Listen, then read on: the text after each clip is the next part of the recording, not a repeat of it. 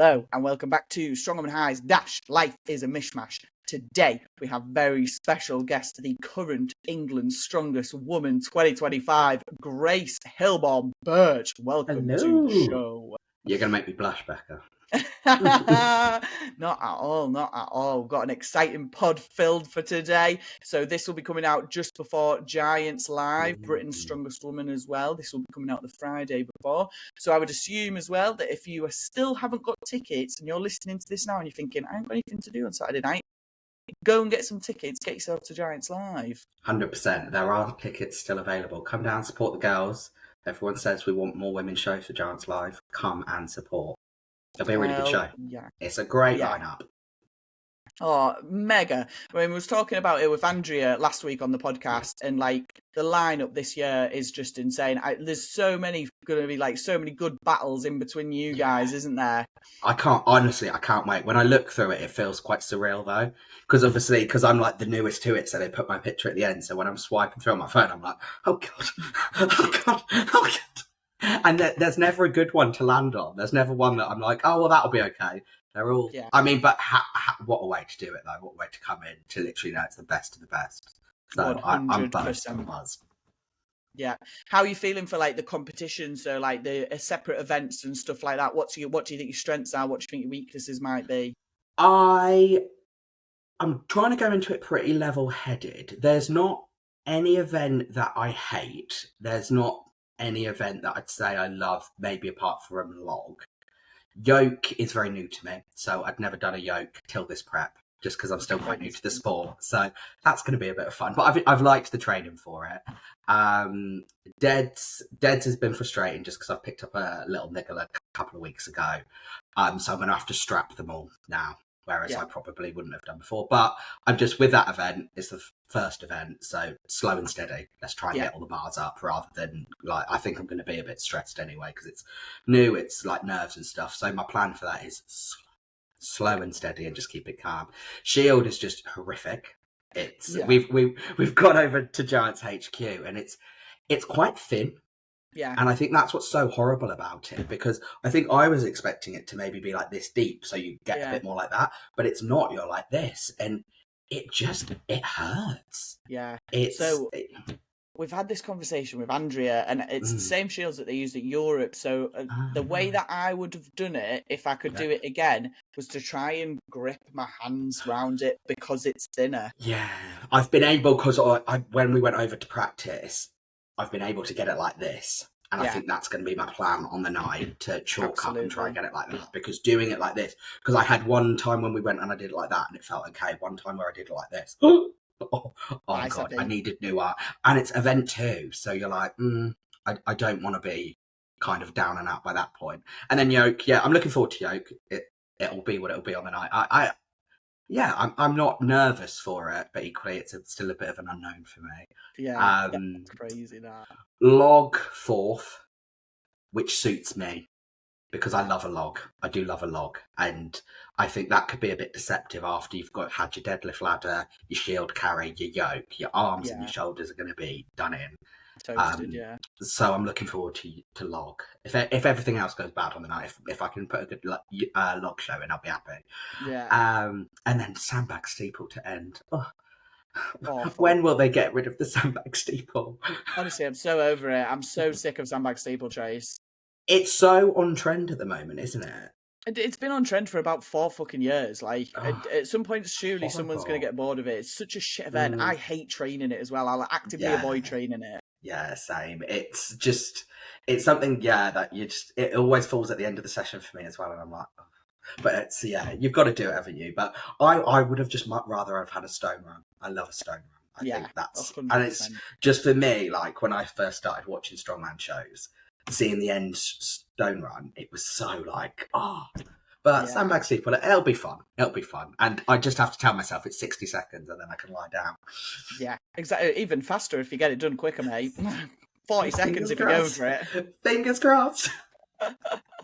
Yeah, 100%. I do agree. I think it's a good last event because it is a bit of a race. So like, it'd be good seeing like the people with the points and stuff head to head. Yes. But I do agree. Yes. I think a stone run is more like wow factor for strongman, isn't it? Yeah, you are right though, because say like just going off the last few years, say if you've got like Lucy and Rebecca really close to points and it's whoever out of them in their heat wins it, like that's going to be an incredible watch, isn't it? So yeah, I mean, I'll probably just be on the side more excited than anyone else watching it, so it's going to be grand.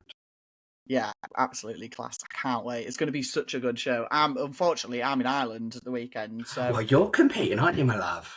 I'm competing too, Irish Strength Cup, but You're feeling good? Yeah, I feel absolutely fine. I mean, I've gone through a phase this year of strongman where I'm just enjoying myself at comps. Like, I don't care how I do anymore. Like, it is what it is. I've got too much other stuff going on. So, well, I wanted to talk to you about this as well. I know you're here to talk to me, but so you got a first, got a master's accepted, and a job offer. No, not a job offer yet. I've got a job interview. So okay. We've not had the offer yet, but yeah, I've got a job interview for the NHS. So feeling good. Just see what happens, mate. I've never had a professional job interview in my life. You'll be grand. So you'll be wear that bird on your head. Turn up like this. Hello. I think, to be fair, they're probably going to have a bit of a preconceived idea when I walk in anyway, but it's one of them. Like, I sort of know the team who were running the interview and stuff, so we'll just wait and see. But it's, again, if I don't get it, I don't get it. If I do, I do. But hence why my strongman's taken a bit of a back step, because just everything else is going on. I've got I think that's good. Thing is, and I think you can so easily get sucked into this sport because it's a brilliant sport and there are so many opportunities coming up for women. But I think it's very easy then to just never say no and always kind of be in this cycle of, well, I've got to be in a prep, I've got to do this competition, I've got to do this. And then if you did focus so much and then you hadn't done as well in your degree, you hadn't then thought about doing your master's, it has such an impact for life. So I actually think sometimes it's also quite nice to step back and go, what else do I have going on? So good for you. I totally agree. And what I think as well is, like, I've always put a lot of pressure on competing, that, like, if I'm in a comp prep and I'm doing a competition, I need to be 100%. Everything needs to go into that. I need to be completely focused on that comp prep. And I do agree to some respect that is important, but sometimes you can just do it for fun. Like, you can just do the prep and do the comp and just enjoy it. And, like, you don't have to be 100% like invested in something all of the time. It's okay to just be 75 or fucking 50% invested. Like, and I know that because of that, I probably won't do particularly well, but I'm okay with that. I've like made my peace with that now. So, and if I do well, bonus. If I don't, well, I sort of knew it was coming. So it's not the end of the world. It isn't the end of the world, and I think sometimes when you are in a comp prep, it feels like it would be the end of the world, doesn't it? And like you're just like, oh my god, this shame. And you're like, actually, if you come first in the competition, fantastic, wonderful. If you come last, fine. Does your life fundamentally change that much? And I know this probably isn't very good for a Strongwoman podcast, but no one's listening to this, but I do. I've always been a big believer, and I'm quite able to do it stepping back. So like, we've got a little boy, so sometimes with prep, if he's sick, if stuff's going on with him, if he's going through a phase, like, my focus does have to shift. I'm a parent before anything else in life. And I never feel bad about that, because ultimately I don't want him growing up being like, oh, mum was pretty absent because she was flinging around a bag of sand. Do you know what I mean? Yeah. And I think it's almost kind of, because it's something I perhaps didn't do last year, I think it's maybe freed me up a little bit, like a bit more kind of like the mindset you're talking about, that I've given it everything I was capable of giving it, and whatever happens from there is a win. Yeah, 100%. I totally agree, and I think it's important to be able to find that balance and be happy with the amount of work that you're willing to put in and what the result is probably going to be. And I think once you get to that point as well, that's where the longevity in the sport lies. That's from watching Donna and Andrea and all these lot who've been in it for 10 plus years. That's where longevity lies. It lies in the fact that you can be okay with the fact that you don't do particularly well sometimes, and you don't have to give everything to prep, but you still find the fun in it. Yeah, 100%. And I know we'll get on to talk about like past competitions and stuff, but I don't know about you. Sometimes I find I perform much better as well. Yeah, but I've not got into it obsessing about every pickup, every movement, every rep. And I'm like, okay, let's see what today brings. Actually, that just taking a breath, that would be, if I was to advise anyone like new in the sport, that would be, I think, what I'd say to them, like, just relax and enjoy it for as long as you can, because that pressure, because there are so many opportunities, comes so fast in this sport now. I think you start to do well and then you start to go to nationals early, it just then that fun can go. Yeah, absolutely. So, good for you, mate. I'm gonna be, what time is it? What time are you competing? I think I'm competing at 1. I think our Oh, fantastic. starts We're at not till 1. 5, so I'll Well, make sure I'm watching it. this is the perfect thing for us, because I'm going to make sure I've got my iPad with me so I can have your live stream up. No matter where I am in Ireland, I will be watching Britain's Strongest Woman on the live stream. Fantastic. Oh, are you going to go out for a drink after as well, Ireland? Probably, yeah. And my goal was, if I can find a pub that will put it on the TV, even better. That would be my goal for Galway, is if I can find somewhere that will allow me to change the TV in the pub and I can watch Britain's Strongest Woman in there, buzzing. I feel like you're convincing. I feel like you're convincing enough where you can, have a word. Get it on the telly. Send me a picture. I will do. I'll try my very best. Don't worry about that. Either way, I'll be watching. I'm very excited. But right, let's talk about you a bit more then. So, okay, sorry. What has been your Strongwoman high, Grace? Oh, I mean, I'd be lying if I said it wasn't England's. Obviously, England's Strongest Woman, February this year. But again, it goes off everything I was just saying though, because for a lot of people may not realise, the year before was my first time at England's, and I only managed an event and a half before tearing my pec off, and it was just so stressful, so pressured. And it was actually something I'm really glad happened, because then for this England, I was like, you don't know what's going to happen out there. Like, you could tear something, you could pass out, you could do whatever. Like, if you go into it and you do not enjoy yourself, why have you just spent all of these months competing? So was dead chilled on the day, and really changed everything, how I've like approached competitions. Didn't wear headphones, wasn't there like listening to all like my angry music. Was chatting to absolutely everyone, like being super social. Obviously, you were there. I was chatting to you, chatting to all the other girls in the opens category, getting to know them a little bit more, especially people like I'd never properly met, like Annabelle and stuff, who's wonderful. I know you've had her on here. And it was just a really nice environment backstage. It was run so well as a competition. Feel like it was one of the first competitions where I was like, oh, there's adequate time and kit to warm up. Isn't this a luxury? Yeah. And I feel like the athlete handling was done really well. But I don't know. I know there wasn't loads of you in the 82s, but for the Opens, it just felt like people were competitive, but like no one was an arse. Can I say arse? Can I swear? No one was an arse. No one was an arsehole. Everyone was, and especially for me, because I've not been competing for that long. I ask everyone everything, because people that have done it for longer than me are going to know more than me. Yeah. And none of these women had to help me at all, but every single one of them did. I remember feeling a little bit lightheaded on the warm-up for logs, so I just went obviously straight over to Annabelle. I was like, right, I'm feeling a little bit lightheaded on the warm-ups. Talk me through it. Why is it happening? She talked me through everything, bless her heart. Like, didn't have to do it, but she did. Andrea, Max, helping me out with like the deadlift and stuff, like the first event, feeling a little bit nervous and stuff. And it's just it was just such a nice feeling on the day for me that the high is obviously winning it, and it's been incredible what's happened after, and I'm so grateful for it. But actually, I'd say if I were to look back in 20 years' time, it's probably not going to be the trophy that I'd be so fussed with, but more like the feeling on the day with the girls.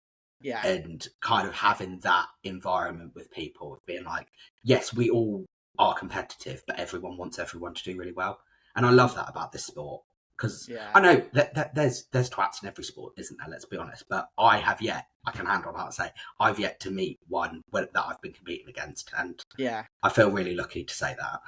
Yeah, I would say that too. I think especially in the women's side of it, in terms of like competitiveness, there is like, they're always going to get like super, super competitive people. But even then, I think those people are still sound. They'll still talk to you. They'll still deal 100%. With you. Like, they'll still answer questions and stuff. And especially, like you were saying, people who've been in sport a while are like more than happy to help. Like Annabelle, 100%. Like Donna was the same for me on the day. Like I was gunning to beat her all day, never managed it, but like, and she knew that, but she was still more than willing to chat to me and be friendly and stuff. Because like, that's the fun of it, isn't it?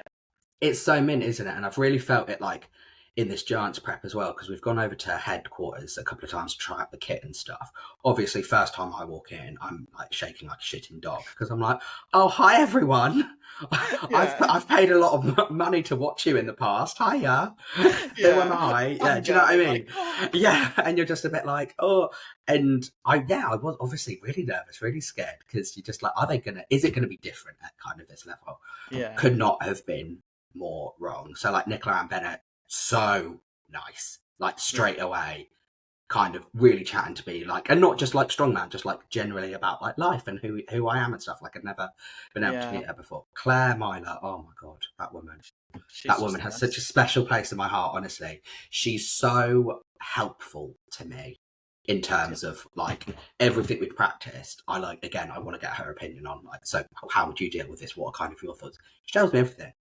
And like, again, she doesn't have to. And you're just like, this is what honestly everyone's been, God, yeah, because obviously like Donna's a big deal for me as well. Like I've not spent loads of time with Donna. Picked up this like, it's like a hip halo band, and I was just warming up with it, and Donna came over and was like, oh yeah, it's that my one, in a really nice way. And I was like, oh my god, I've just stolen this out of Donna's bag. I was like, so sorry. But she was like, no, she was fine. And again, everyone has just been so lovely, and it's, for me, it's that I think I'll reflect on when I've hung up my lifters, to be like, isn't that been like a magical experience to have such a special time with such incredible women, and it just brings out the best in everyone. Yeah. So that's my high.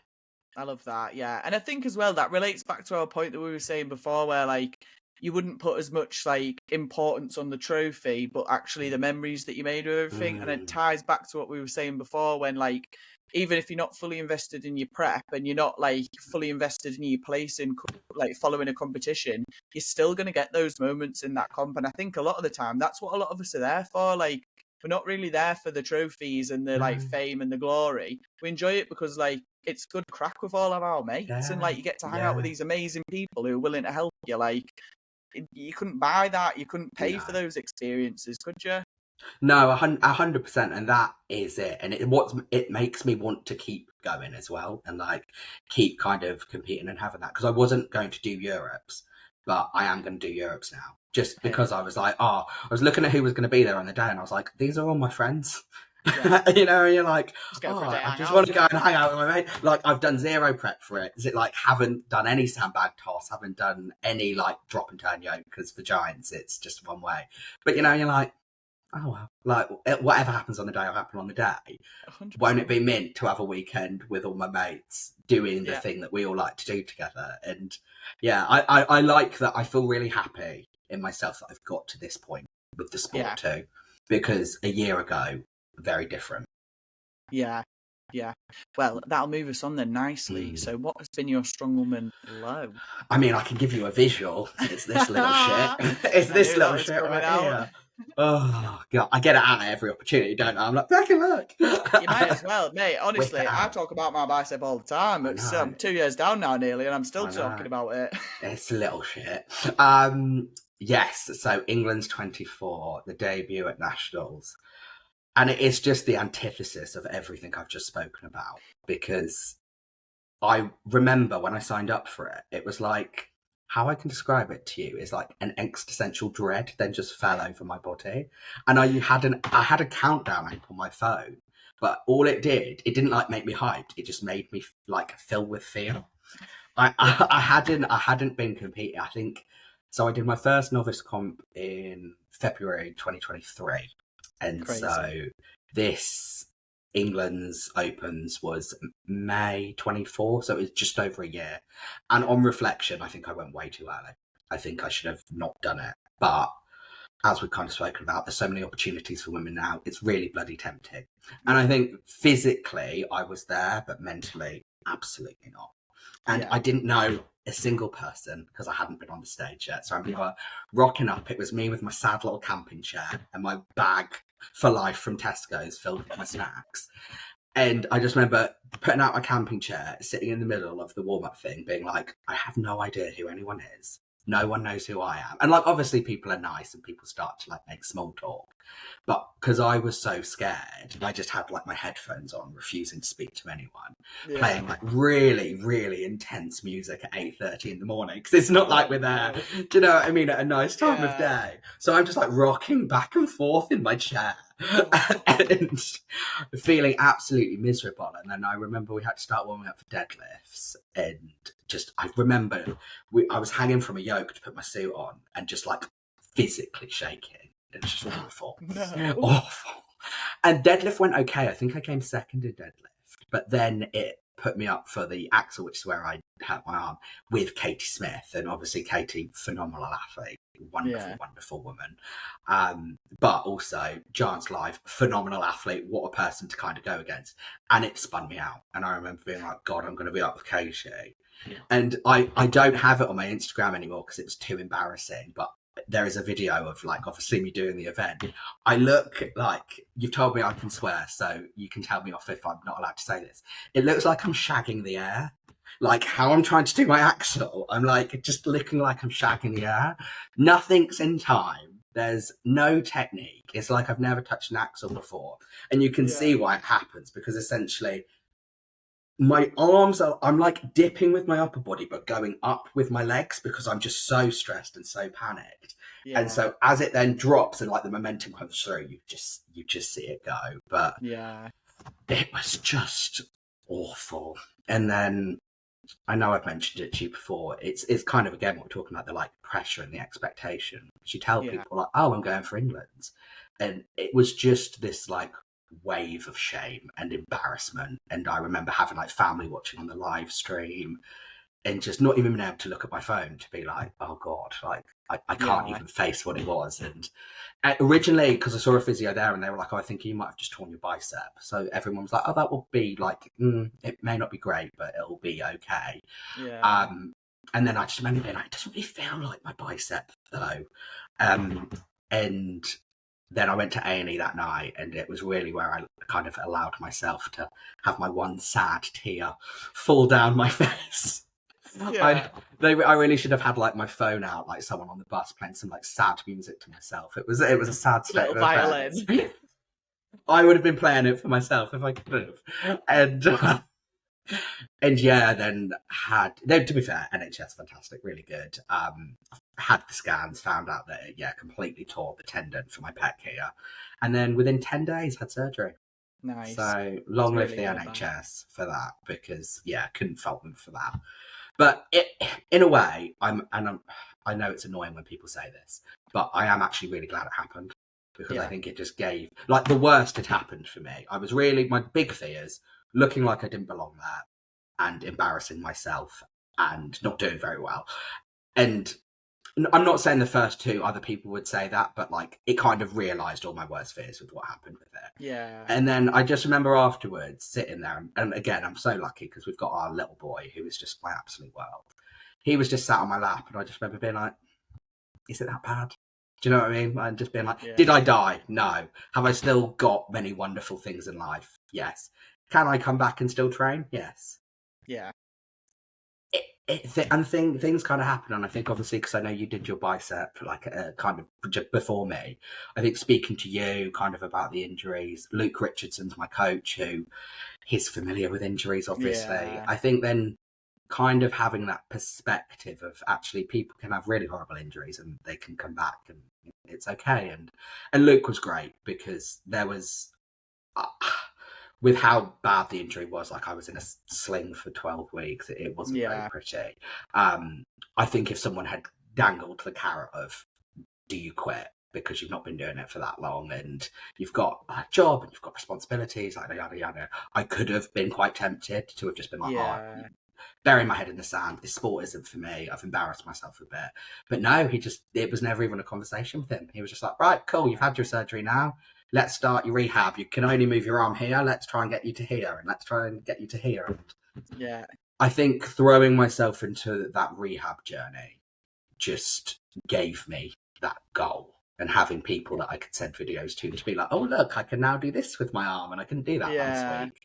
And and I mean, I'm sure like you'll have that joy as being a physio, like you get to take someone through that kind of journey. But 100%, I think then turning it on its head and being like, okay, I can't lift an axle over my head right now, but what can I do? And it made me appreciate it, because when it was taken away from me for a few months, I then was like, oh, I just missed it. But again, not for the trophies, but just miss going to the gym and seeing my friends, and miss going like, oh, it's cool what my body's done today. And so for me, that, yeah, I'm glad it's happened. I'm glad it's happened. I think injuries give you perspective, don't they? Because you now can't do the thing that you were so obsessed with doing. And it's the same story for me. Like, I was the same place, absolutely obsessed, one focus, and that was strongman.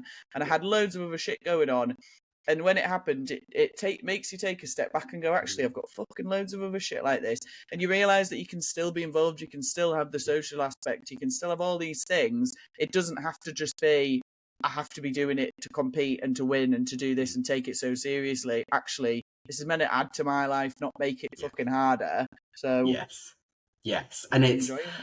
There was something that Chloe Brennan said, and I can't remember where it's from, but it's always stuck with me. And it was after, like, she commented about how after she'd won Europe's, and she was like, no one cares, but like she meant that in a positive way. She was like, you going to Tesco's, like, no one knows who you are, like, outside of our world. No, unless you're Eddie Hall or a Stoltman, let's be honest, not many people will know who you are.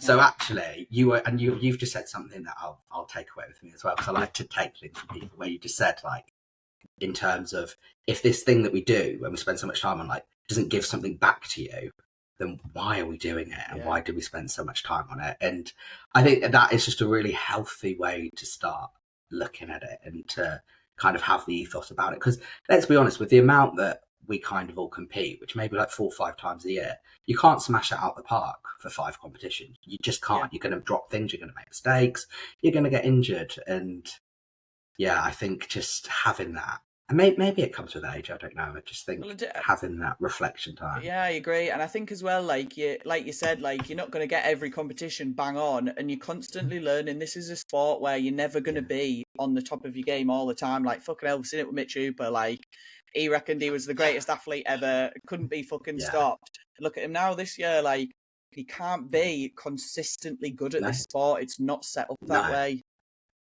No, I think it just takes too much from your body. Yeah.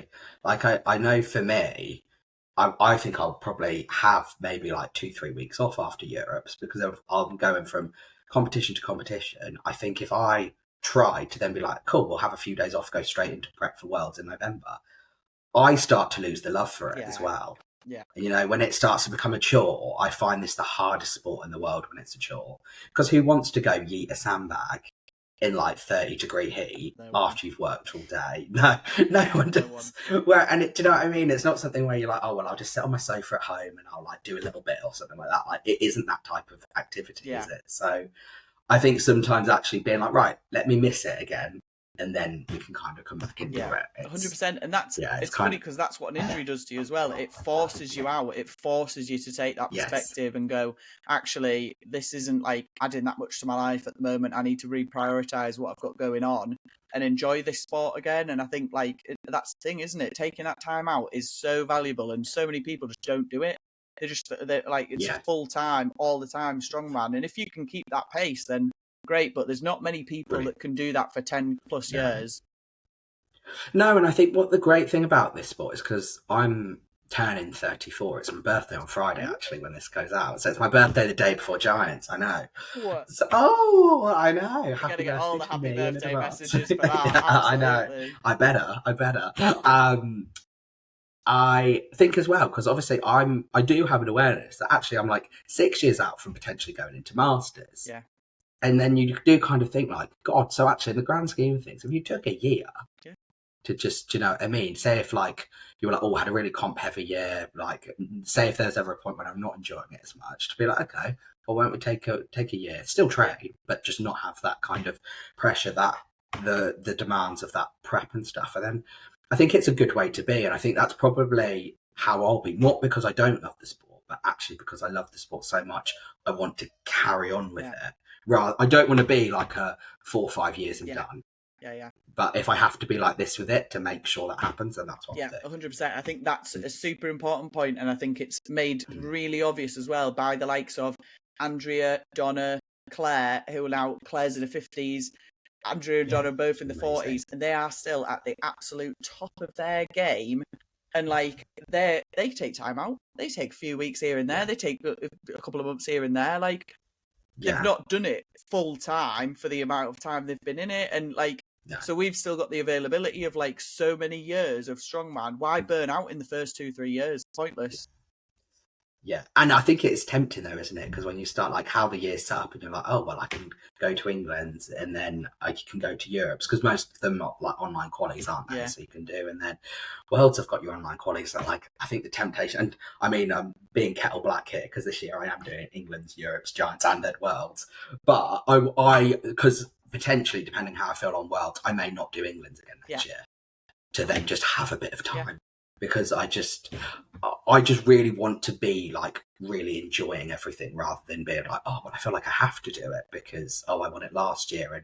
But for me, I was looking at the dates and I was like, God, end of November into like probably middle of Feb. It's not long. It's no, and like with Christmas and stuff, like we've got like a 2-year-old. Like I don't want to be like in deep comp prep over Christmas. Like I want to be.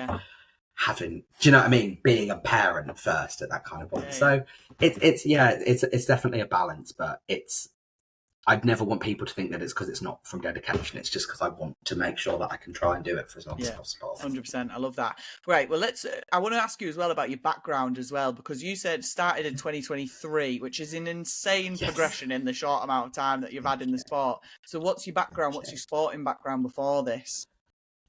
Big sport, American football. So from like down by London way, so not a northerner, which I now am. But I do love a northerner. I'm married to a northerner, so it's fine. I feel like I'm an honorary. Absolutely.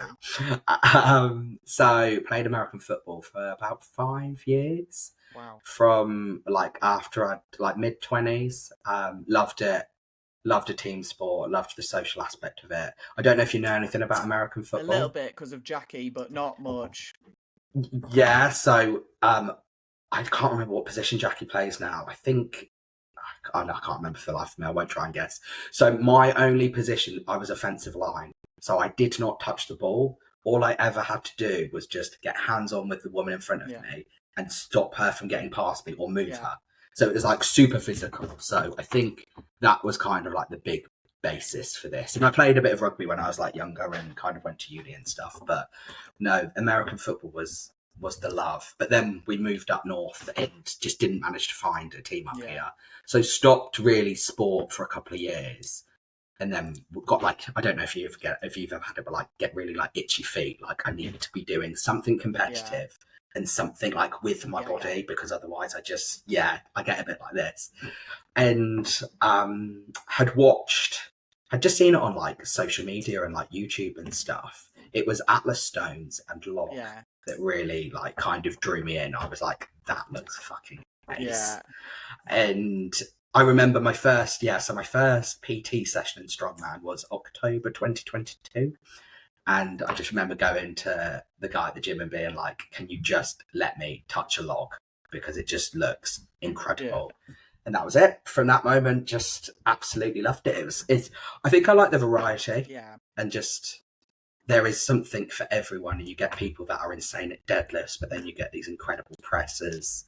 And then you get these incredible like moving athletes. And I'm like, oh, what a great sport. Yeah, it's just got a bit of everything, isn't it? That's the like bonus. It's like CrossFit, but without being as intense, like with much less fitness involved, which is, I think, for a lot of us is like, great. Like, I like being fit, I like being healthy. I'm not willing to do 400 burpees for it though. No, it's so I often train on a Sunday morning, and in the room I'm training, there'll be CrossFitters, and I'm like, how do you get apt to like come in early on a Sunday morning and be like, oh yeah, going to do like my burpee box jumps for like 10 minutes without stopping? I'm like, oh, have a day off, just have a lie-in, just either have a lie-in or come with me and just do some really heavy like sets of 5. Anything under 60 seconds, cool, happy. Maximal effort for 60 seconds, and I'm good.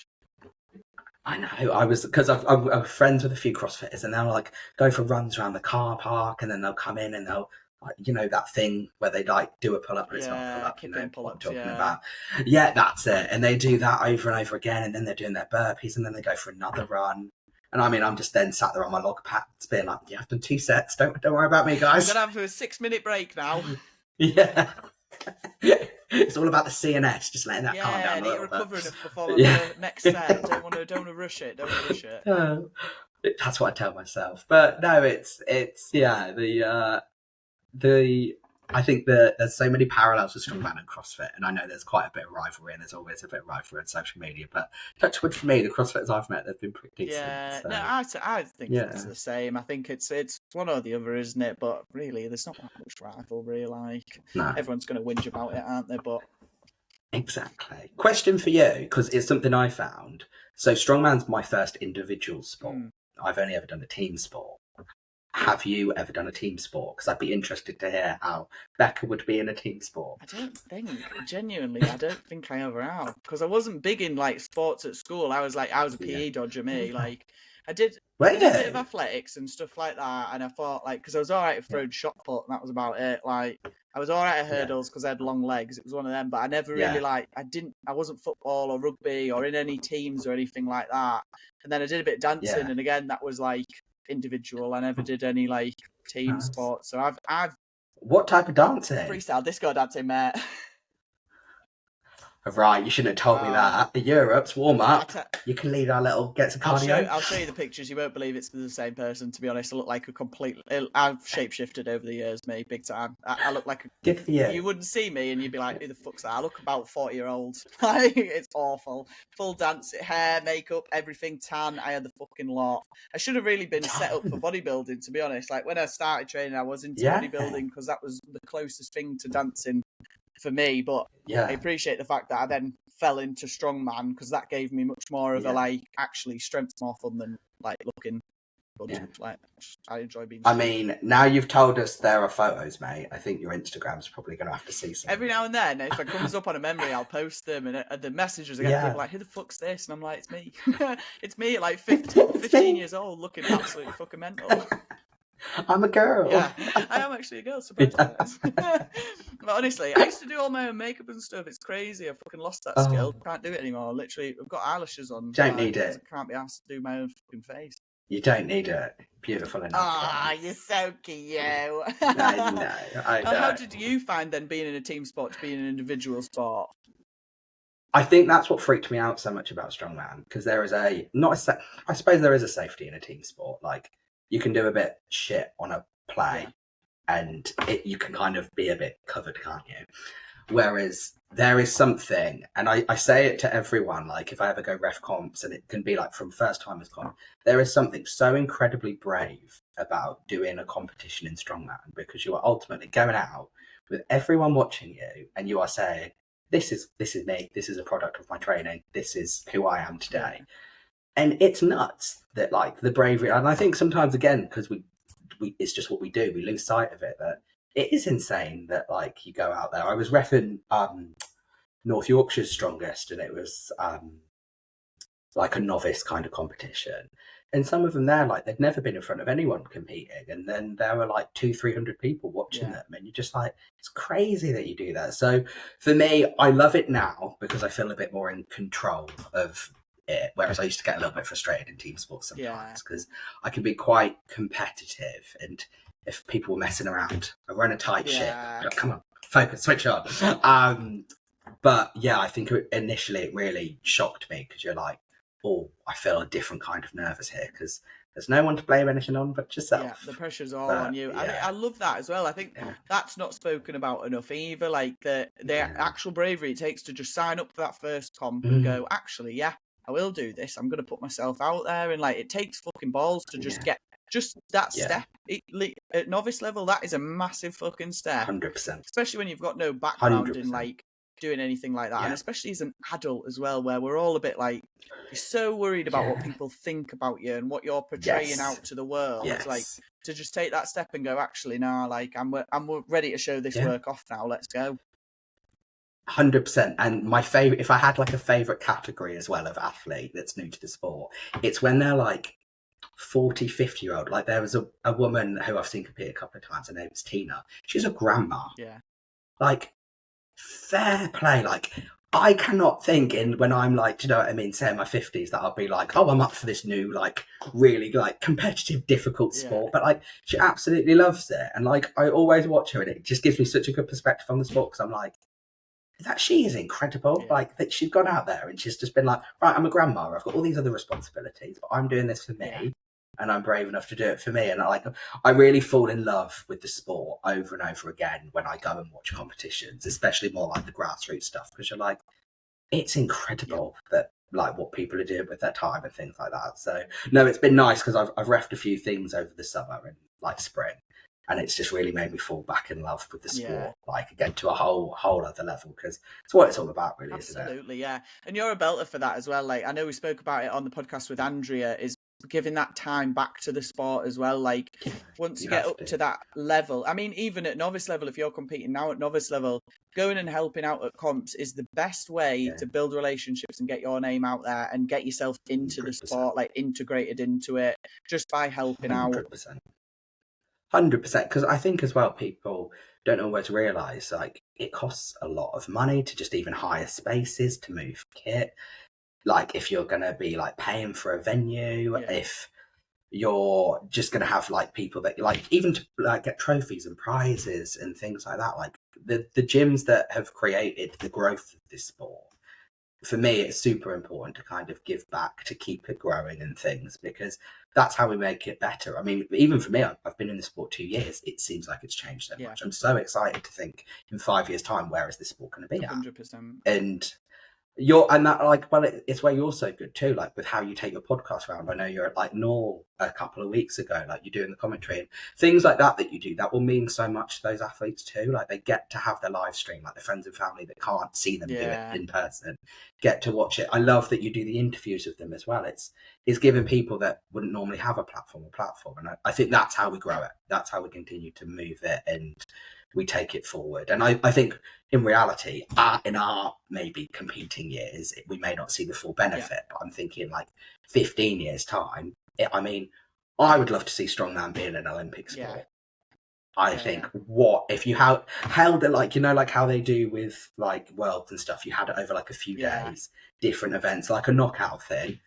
Is there a more entertaining sport? No, I don't. I don't think so. I know I'm biased, but it's so entertaining for a crowd. But you think like that isn't unachievable, but it's just going to take this growth. And I think if everyone continues to rally around the grassroots comps, and then we push more and more people into the pathways, and that's how we get 100%. And I think that's the be all and end all, isn't it? Is the grassroots is the most important part, because that's where the general population is. That's where it's awesome that we've got like Giants Live Brits and all this sort of stuff, because it's showing people that it's there, and that's like there's a pathway to it.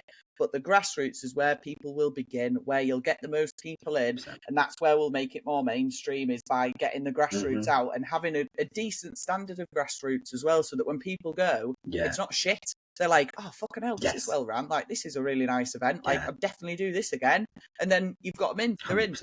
In. They're already bought in. They've got it. Like, they're going to keep coming back. They're going to buy all the strongman stuff. I'm going to be involved in the sport. But it's just that, like, that only happens if we put the work back into it. 100%. Completely agree with you. And I think even you doing this podcast, like, how incredible that you've given this platform to women. And I know other podcasts, I know, and I'm not going to get political here, and I know other podcasts do kind of focus on women and stuff too, but like for you to purely do it from this, like, I'm here and I'm only speaking to women, like no one's done that before. I think this, like, it's incredible. This and this was the whole reason that the podcast, like, obviously it started with just me and Jenny just chatting shit, but at some point I thought there was a decent following, just for that. And I was like, what's missing? What is something that I can do with this thing that I've already sort of built, but then I can push further and actually give us like a decent platform? And it's slow growing, but that's what I want. That's absolutely what I want. It works fucking really well. Like, it's set up and people get to hear other people's stories all the time. So like they listen to you, and if they've had similar background to you, they can go, oh, like, I heard Grace's podcast. Like, that's going to push me into the sport. Or like, I've heard someone else's podcast, that's going to push me in. Like, it opens all these doorways to people, which is what the whole point of it was. Like, you don't have to be a strong woman to listen, but if you listen, you probably think, that sounds fun, actually. Oh, and it is. And for me, some of my favourite episodes as well haven't necessarily been the like highest flying of people. It's hearing to people like, because again, you just wouldn't get to hear those journeys otherwise. And then you're like, actually, they are some of the most interesting people that I've then got to have the privilege of spending 45 minutes listening to. So 100%. No, I just hats off to you, mate. You've done a great thing nice, here. You're so nice. Can't be on this podcast because you're too nice. Sorry, I'll start swearing again. Don't worry. Right, well, let's move on then. So what would you say to yourself when you first started in the sport then? Give us some advice. Don't know if it'd necessarily be advice. For me, I've had a real benefit that is kind of away from actual competing or sport is I think I'd tell myself that it's going to change your life, but not in the way that you probably expect. Because it hasn't changed my life in terms of like competitions and like titles, because as we kind of discussed, no one really cares. It's made me, for me, be so much more comfortable in my own skin. So obviously, like for me, I have the body shape of a fridge freezer. I am not. I think if someone was to imagine what a woman looks like, I don't think I'd jump into the forefront of their mind, just being like, "Oh, that's what a typical woman looks like." And I think I've spent so much of my life until I started this sport feeling horrific about that and feeling so out of place and awkward about that, and kind of have this like false sense of like, oh, you're an introvert, and they're like, actually, like, you know me, I'm definitely not an introvert, but just never really had any place that I felt like I could walk into and be like, oh, other people look like me, other women look like me, and how we look is really celebrated and really encouraged, and like, and for me that is as well, if I could take nothing from this sport, I would give up every title, every opportunity just to keep this feeling. Because since I was like young, like I've always been like proper tomboy, never wanted to dress like a girl or anything. But you had like, and especially because I'm mid-30s, so it was a slight different time, like people telling you like, no, wear your dresses, no, be a girl, put your makeup on, stop doing that, like. And then that kind of really shaped for me like my 20s and stuff, and I tried to fit into this box. I never was. There are pictures of me in a dress. I won't subject you to them. And then I just, as I got a bit older, I started dressing and being more like I was. But before I came into Strongwoman, I was this constant outlier. Like none of my friends or our friends, like there are no other women in my life outside of Strongman that look like me. And I remember at the time thinking, God, this is so isolating sometimes. Yeah. And then when you then come to this sport and you walk into a room and actually a lot of people look like you. Some people don't look like you, but they're also celebrated. Yeah. And it's just, for me, a place that has just given me so much confidence that now I don't give a shit. I'll go outside looking like Phil Mitchell sometimes after a rough night out, and I'll wear what I want to wear. Like I will only ever compete in a hat because I love hats. Yeah. Previously, I never would have done that because I'd have felt too uncomfortable. I've been like, oh, people gonna, and it's such silly things. Now I look back and be like, why did you waste so much time caring about what people think? But I fundamentally don't think I would be how I am now without this sport. And it's that for me, that if I could tell anyone starting, like, you can come in and you can look or be or act however you want to be, no one cares, and like you'll act, it's not even that they don't care, you'll be celebrated. You'll be accepted and celebrated 100%. Yes. And it's kind of, and again, I don't want to talk through you, but obviously you've kind of alluded to the fact that you've changed differently. I hope from I hope you've not experienced any like negativity in like the Strongwoman world around anything like that. No. Look, honestly, like when I shaved my head, I think the only thing was people were sad that the mullet was gone. That was literally I did, to be fair, I loved the mullet. It was a strong look. It might have to come back. I do like the buzz though. It might have to make a comeback. But so I remember like I shaved my head when I was 18, and I remember then like I was not the same that I am now. Like when I shaved my head when I was 18, I remember being really quite like nervous about the fact I'd done it. Yeah. I always had it bleached because I thought it looked girlier. I always had makeup on because I thought that made me like definitely prove that I was a girl. Like I was bald, but I was a girl. Yeah. And literally I shaved my head, and the minute it started to grow back, I was like, thank fuck, like I can't wait for this to grow. Like I need it to grow back. I feel like I'm such an outsider like woman. People are looking at me like, what the fuck? Yeah. Now I'm literally like, could I give a flying fuck? Like fucking everywhere. I get stares everywhere, which is like, I know I'm gonna because of the way that I look, but just doesn't fucking faze me anymore. Whereas like 10 years ago when I did it, I was shitting myself all the time. I felt so out of place all the time. And it's mad, isn't it? And I feel like a lot of that is just because of Strongwoman, because I'm like, I don't give a fuck. I know what my body looks like, and I'm very happy with it because it does the things I want it to do. And I know that you might judge me and think that you don't like the way that I look, but I know how good I am now because I'm being accepted in this sport, and that's all that matters. 100%, completely agree with you. And I do that too. Like, I reflect back on like young, and like I think it's something at the time you don't even really realize either. I like love my family, but it was kind of been like, oh, let's get all the girls in for a picture together and all the boys in for a picture and all the girls there in their like little floral dresses and me on the end looking like John Cena. So you're just and I just always remember hating it and just feeling like, oh god, this is hell. And I wouldn't look in mirrors, and it was crazy because ultimately I was just presenting how I wanted to, but I just couldn't get over that fact that societally it didn't seem right. And then I think the minute I came to this sport and just got to see like gorgeous women as well, like you've got beautiful women in this sport, but like someone like Donna, for example, she's absolutely beautiful, but she's incredibly muscular and very proud of that, and that is so celebrated. And I think it was the first time in my life seeing women under that gaze and it being a positive. And don't get me wrong, there's still obviously the arseholes on social media, isn't there? It's like, oh, is that a man then? But again, it's having that confidence now to go, fuck off. Like, who are you? What have you done? Yeah. Who are you? Barry sat behind your like laptop going like that. Exactly. So that's how, for me, if I could go back and tell myself something, I would just say, you will give it a couple of years in the sport. You'll be the happiest you've ever been. I love that. And I love that because I feel like it's the same for me. Like, I can totally relate to everything you're saying. I've never felt so comfortable in my body as I do now, and I think that is solely down to Strongwoman. 100%. I love it. Absolutely mint. So, right, let's get on with the lovey-dovey stuff then. Do you have any final things for Strongwoman? Any final bits you would like to get off your chest? Final bits I'd like to get off my chest? No, just a general PSA. Don't be a dickhead to judges. Not speaking from my experience, but if we're going to just take out anything, like kind of what we're talking about, judges, it's grassroots. People, do you know what I mean? They're doing their best, like the athletes doing their best, judges doing their best. It upsets me when I see people not being very nice to judges at comps. So if you do that, don't do that, because there's no place for it. Everyone's trying their best. Anything else?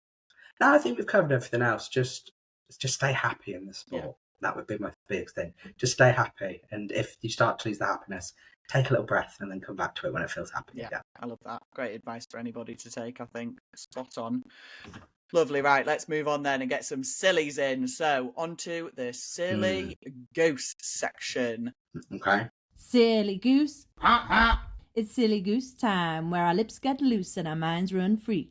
Silly goose. It's silly goose time, where we chat a load of shit that's of absolutely no use. It's silly goose time. Do you have a silly goose for the table, first of all? I do. Ooh, exciting. I've got a silly goose for you. And damn it, I was supposed to write this down, but I think I can remember it from my head. So, my favourite thing in the world, besides my wife and son, is crisps. Yeah. I fucking love crisps. So, Becca, I am going to give you 5 strongman events, and I want you to tell me which crisp you think they're most closely related to. That is so hard. It's hard. That's the hardest. That's the hardest silly goose thing we've ever done on this podcast. Right, I'm going to make you work. So we can pause. I'm sure we could pause if you need some time for reflection. But equally, I quite like the thought of putting you on the spot. It's like blind date. On the spot. I don't care. Yeah, put you on the spot. Okay, log press. So straight away, Quavers. Okay, why? Quavers, because they've got that curl, and all I think, funnily enough, when I think of log press, I think of this. Like if I was going to do a movement, I think of like a worm movement. Mexican wave. Okay, I like that. That's Quaver is going to be the closest related crisp shape to that movement. So okay, I like that. I would go for a flame grilled steak McCoy's. Ooh, why? Because it's not my favourite crisp, but it's always one if I see, I'm happy that it's there. Yeah, it's always a good backup option. That's what I would... Always a good backup, so that for me for log. Okay, deadlift. Ooh, deadlifts. I'm trying to think of a crisp I don't like, but I'm struggling. Deadlift hate. Absolutely, yeah. I think Deadlifts, right, I know what I'm going to go for. I'm going to go for those bacon rashers. Frazzles? Because I love them, but the aftertaste puts me off them, like, because you fucking eat them and, like, you taste them for the rest of the day. They're a nighttime crisp, because I can't be tasting that all day. I can only eat them on a nighttime. They're not a kissing crisp, are they? Like, you're not having them then kissing. No, so in my head. Do you know what? Frazzles appear on my list, but not as a deadlift. But that's very it's exciting. So for me, deadlift, I don't mind. I just find it quite boring compared to other events. So for me, it's a Walker's cheese and onion, because everyone generally has them, and it's okay. Yeah. That for me is a deadlift. Walker's cheese and onion. I'd go on that as well, because I'm not a big fan of cheese and onion. So I might even change my answer to be that, because I fucking hate deadlifts. I was sort of going with, like, I don't mind them, but, like, they're not my favourite thing. But yeah, it's a safe space. Yeah. You can share your hatred for deadlift. It might get you some people unfollowing, but I'm sure it'll be okay. I don't care. Right, third event. This one I have a very specific answer to. Sandbag toss. Oh, I know, right? Oh, I don't know. Sandbag toss. I'm gonna go with Pringles. Okay. Any particular flavour? Prawn cocktail. Okay. And my reasoning being is, like, for me, Pringles they're a bit of a skill to eat, aren't they? Because they're not an easy to eat crisp. Yeah. And sandbag toss, notoriously, it's a pretty skilled event, isn't it? And then prawn cocktail, because I feel like that'll divide everybody. People either fucking love prawn cocktail Pringles or they hate them, don't they? And I feel like that's what sandbag toss is for people as well. They either love it or they absolutely hate it. Yeah. I like that. I see your rationale. I support that. I'm also going for a prawn cocktail based crisp, but I'm going for a skip. Ooh, you know, skips. Yeah. So I like skips and I do like sandbag toss, but fundamentally, as a crisp, they're a waste of time. And for me, this may be controversial. Sandbag toss is a strongman event. It's a waste of time. I like it, but I wouldn't say it necessarily fits in with our strongman. Yeah. For me, it's a bit like wall bally, like your CrossFit. Like, it's not a real test of strength, is it? No, it's more the technique, which I'm more of bull in a china shop type of athlete rather than anything with finesse. So I like a sandbag toss, but it is the skips of the crisp for me. I like that. Bit pointless. Yeah, I'm with you on that. They just melt, don't they? You eat a bag of skips and you feel like you're still hungry. Exactly. I don't think I could ever Right, eat I've got two more. Ever. No, because it's just dust. Yeah. It doesn't, like, I fundamentally don't think it even makes its way into your stomach because it's dissolved on your tongue, and then I think it just goes off into, like, the ether of your body. I reckon I could eat my body weight in skips. No bother. Yeah. I don't think you'd even put on weight. I think it would just burn off. I just think it's just prawn cocktail dust. Into you. You'd be your blood. Right, two more. Go on, then. Two more. Sandbag to shoulder. Oh. This is a hard one. I think sandbag to shoulder's got to be like a hardcore crisp, like kettle chips, like a sea salt and cracked black pepper kettle chip, hard to chew. Are you joking? That's my crisp. No, that's my crisp. Oh my god! If anyone else listening was thinking the same, you're gonna have to comment below to let us know what a. It is fundamental, sturdy, like, and just you know what you're getting with it. Solid. It's either up or it's down. There's no fucking about in between, is there? Like, it's hardcore, it's proper strongman, and like they're hard. They're hard crisps to eat, aren't they? But they're enjoyable. Yes, I'm there. And final one, stone roll. Oh, stone roll. I feel like it's got to be my favourite crisp ever. Mini cheddars. Mini cheddars is your favourite crisp ever. Yeah. I'm sad and I'm still... They're also my 2-year-old's favourite crisps. I am a toddler at heart. I fucking love a mini cheddar, mate. Oh my god, the elitist crisp ever. The big cheddars, I'll do them as well. I don't mind them, but I think a mini cheddar, just a little extra tasty cheese treat. So, is Stones your favourite event? Yeah, I would say so. I think Stones is probably my favourite event ever. I think it's the one that got me into strongman. I love it. I hate training a stone run, but it just hurts, doesn't it? In a comp, Stones are my favourite, definitely. I think if someone said to me, pick the one event that if there was only one event to have in strongman, I think Stones is the ultimate test of strength for me. Yeah. My crisp for it would be, again, it's quite niche, a bacon Wheatos crunchy You know, the like circular tubes. Again, like a stone, bit rough on the outside, but very strong, very sturdy, tasty and filling. Yeah. And I think stones as an event is tasty and also filling. Yes, I would definitely agree with that. They're not my favourite flavour because that, again, for me is a bit like a Frazzles. It's a nighttime crisp. I can't eat it during the day because I'll just taste it all day and it pisses me off. Oh, I forgot my Frazzle one. I did do 6 events. Frazzle was going to be Axel. Ooh, you'll have to explain that. Because it's a bit of it's just a bit of a jazzy crisp for me, a Frazzle, because they feel a bit weird on your tongue. There's no other crisp like them. And I think Axel is the jazzier cousin to the log press. Yeah. So I really enjoy an Axel, and I'm all about an Axel. I'd say it's my favourite event. Frazzle isn't necessarily my favourite crisp, but it's unique. It's one of a kind. Yeah, I think I'd go with salt and vinegar discos for us. Not discos, squares. Squares, not discos. Oh, I prefer a discos. Yeah, I like a discos. I find the square. Did you want this to become a crisp? Well, podcast? I don't care. It's class. This is the best silly goose we've had so far, to be honest. You're going to be on like the iTunes chart, but in the like food and drink section. Just what you want. I find the squares, they are so tart with vinegar that it like, I feel like the back of my jaw going like, yeah, do you know what I mean? With you on that, but then sometimes I feel like about Axel, like it's a love or hate. I feel like I'm really good at it, but like I don't really enjoy it that much. If I have to do Axel reps in the comp, I'm like, fuck off. Max Axel is the only reason to ever do an Axel. Oh, Max Axel. I do love a Maxel. Yeah. Maxel makes me always happy. Do Max Axel, but like reps bin. Whereas like same with the squares. Sometimes I'm like, oh fuck yeah, I love this, and then sometimes I'm like, that's too much for me right now. Too much. I love it. That's some cracking rationale there. To be fair, little clap for you because you're doing that on the spot.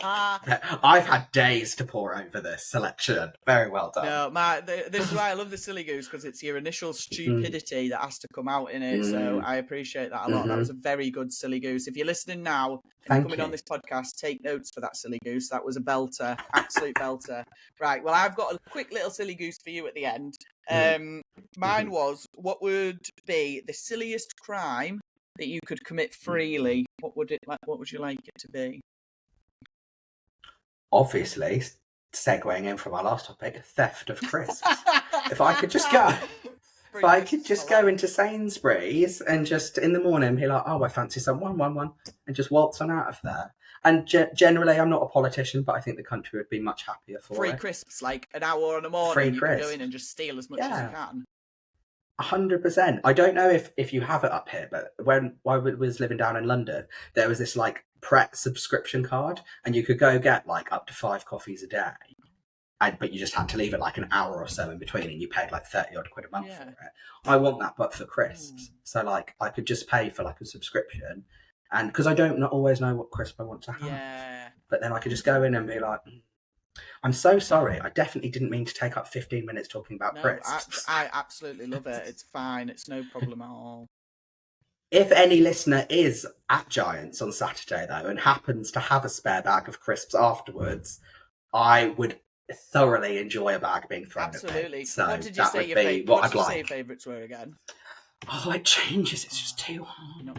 It's just too hard. A flame grilled steak McCoy is really up there.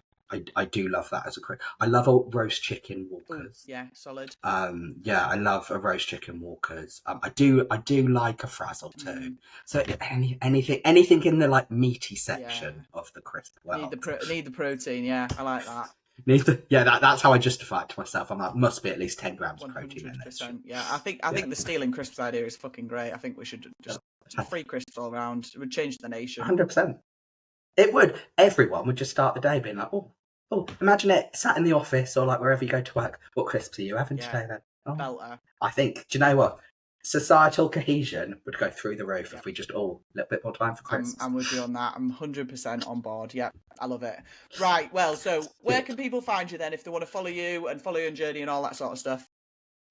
So I am a solely Instagram user, so it's GHB_Strongwoman. And they can see me on Saturday on the live stream for Giants Live, or even better, buy your tickets. They are still Hell yeah, everything will be tagged in the show notes below, so if people want to have a look or they want to go and follow Grace, then go for it.